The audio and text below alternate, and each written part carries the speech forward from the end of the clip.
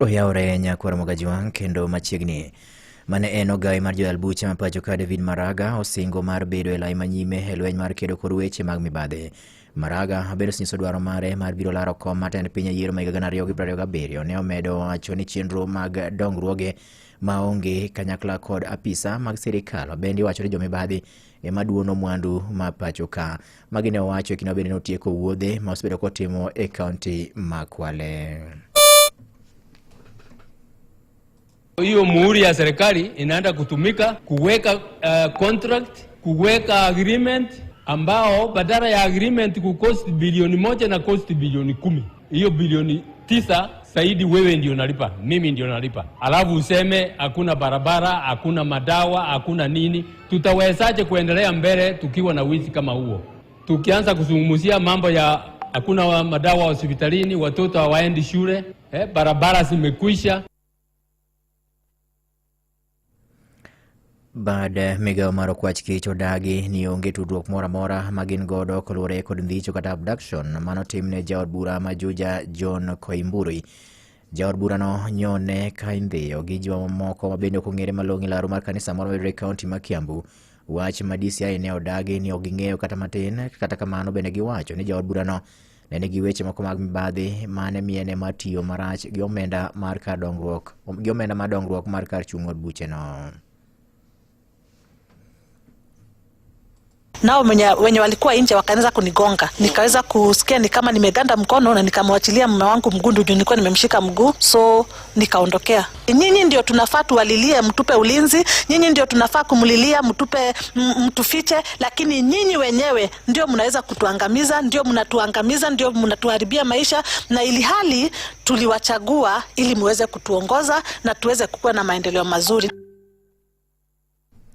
Tim makamano biro bang' liet mar siasa nenore odiochieng' motelo ne mano e kaunti ma Kakamega kama johera mag duond buch siasa manyien mar DCP ne obila orakore godo e kinde mane gidhi uso duond burano e gwenge ma kono.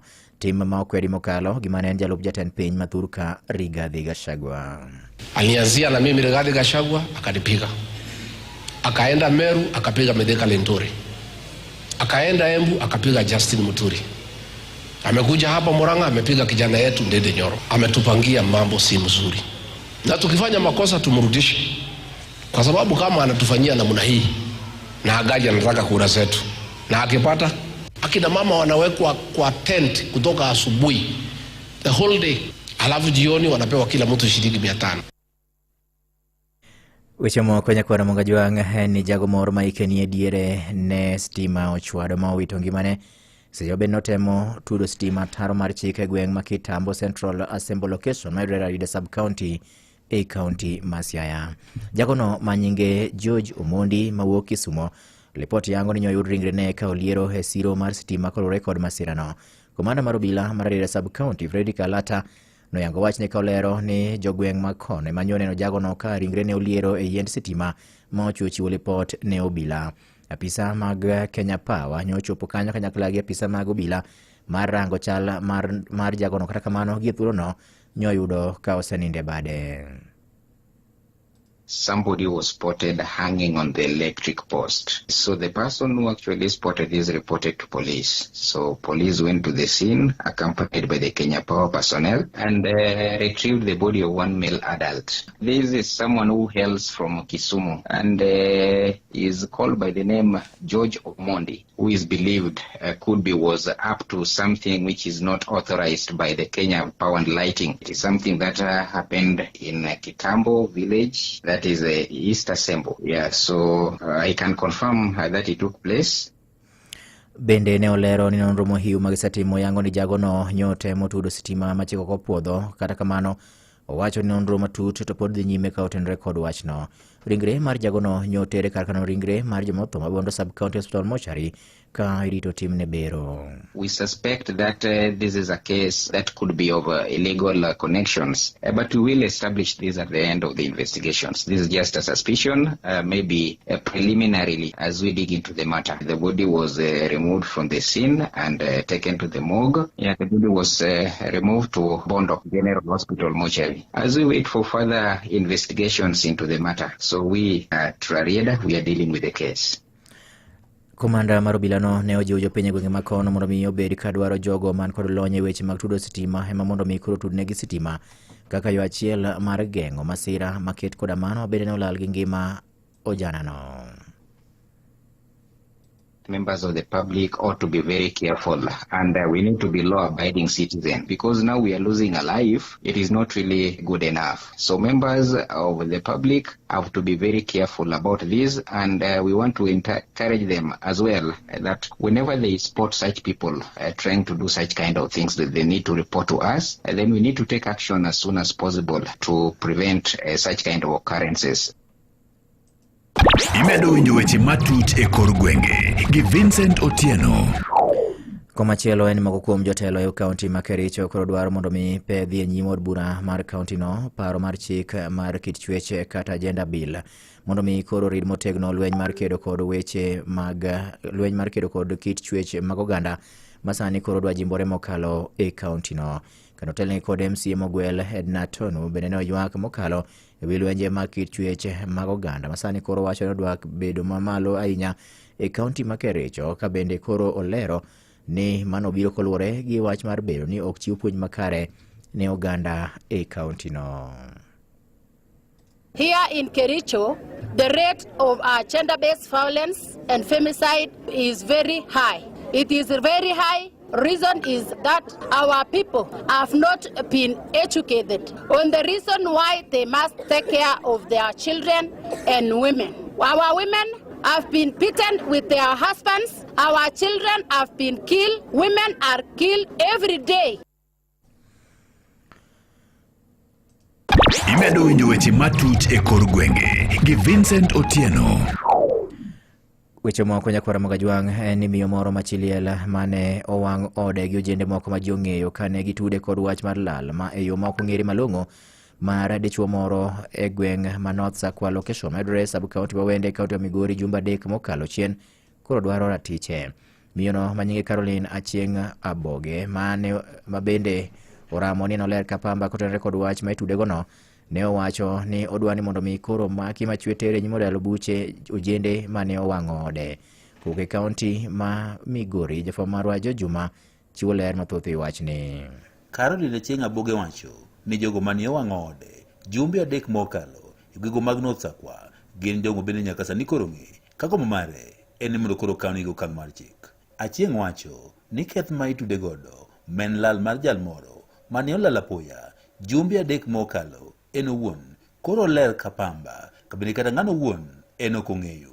Owach ni bende owinjo ni jal moro ne obiro gweng' kanyo e liel ka en owuon to kata jal no owuon ok ong'eyo ka bende kata dalane ok ni ochopo. Koro kane giseweng'o, assistant chief marwa nobiro ma ogo picha ka. Namba 2 DCI no Awendo mobiro mogo picha ka. Namba 3 nadhi Awendo ma report ka police ma duogo gi witness mane ochopo ka moneno gi. Koro akanyo wach poni ka sirikal pod wakia kama sirikal dhi kete nekech pok wach orumo. Gimomiyo ne wang'o oda ni ng'ato no aloka ni ne biri arambe dhako moro notho gweng' ka. To dhako manothoni ne nyamin mamagi.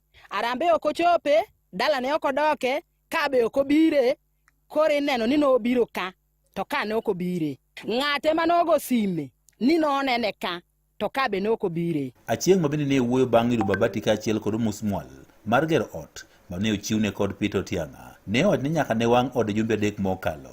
Osebedo mana ka onindo ka jirande. An wach man go kago mana erokamano no Otiang'a nikech okonya, adhi gedo turu Otiang'a to joka be nyaka sirikal konya manyo mondo nyisa gimomiyo ne giwang'o ot. Agone Otiang'a erokamano nikech okelo na mabati go musmwal ma kaka no nyisa nokelo na mabati, okelo gi gin mabati 20. Asebedo kalao nindo nikech onge kama nyalo ninde. Oda no wangi gimoro amora iye. Onge gima nodong' kata achiel, onge gima nokony. kwayo mondo koro kaw okang' mar chik bende osir kod Collins Onyanga Widhi mondo nigo mare en ni mondo koro chilielni oyud ratiche. Ok wamor gi gima notimore. Mokwongo adwa go erokamano ne senior chief marwa Mr. Kukeyo. Osekawo kura ni atwa matek kabisa kendo osebiro mosetemo kedo gi jowasigu mogik kama koro gikeni. Mar adek gima dwa wacho ni wabedo joma beyo kijende nikech gik motimore kamagi waweuru kete mor ahinya. Gima kwayo une ubed joma ore ka gimoro otimore iwene sirikal. Sirikal ema owinjo bedo gai kech kopo ni gimoro ng'ato osereport ka sirikal owinjo sirikal ema kawo atua. Ok owinjo kawo atua e lweti. Peter Otianga mabende ne ochung' Bati kaachiel kod Musmwal ne chilielni ne okwayo obila mondo koro chenro mar timo nonro. Jogi onego bed nosemakgi. Gima pod jogi pod oling' ka ni pod iwachonwa ka ni jogo pok omaki. Wadwa ni mondo gini mondo omak jogi. Mondo kosemakgi to mondo ginyis niya ang'o momiyo ne gibiro mondo gikaw chike lwetgi nikech sirikal nitiere miwacho niya ka nitie makosa mino ka ng'ato timoni dhi ka jaduong' gweng' kata ka chief mondo idhi donji mondo idonjne mondo bi oluonge. Sama kone gikawo chik magi wang'o od miyoni. Be nyocha gidhi gi report ka chief kata ka polis atwa nyaka kawnegi. Otianga kumachielo be nokono oganda ni koro kik bed jogo eko makawo chike lwetgi. Nikech ang'eyo ni kata odni ka nowang'e joma nowang'o odni gin joma tindo. Onge jaduong', nitie jaduong' nyalo soko kata nyalo seko mondo nyithindogi oweng' kata miyo mang'ongo. To ng'a biro mondo mi wang' ot mating'o kata petrol kata mafuta en ng'ama kijana. Daher mondo mi ang'is kijende matindo kako gai maru magayou kik jomoko ti kod joma tindo e yorno mar ketho ngimagi makiny. Ne Nyakalondo Maramogi kuok e kaunti ma Migori, an Joe Juma. Imedo winjo weche matut e kor gwenge gi Vincent Otieno. Gi lipot mar Joe Juma nyakwara Mugajwang kawuok e kaunti ma Migori emochopo e giko mar miweche manyien kaka ne gimol ne meso mar kaweche manyien Radio Ramogi. Tudri gi Nyakalondo ne karomo saa 7 mar biro thuolo kendo mar yudo weche manyien adimba. Kokamano saa 4 saa 5 gi saa 6 weche manyien e yo machuoka.